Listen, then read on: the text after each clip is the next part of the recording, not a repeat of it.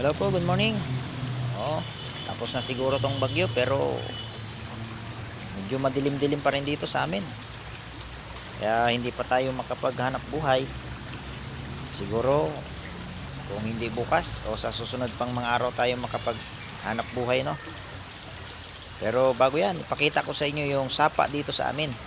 Oh, sapa, maliit na ilog. Kasi sa probinsya ang tawag sapa. Kapag malaki, ilog.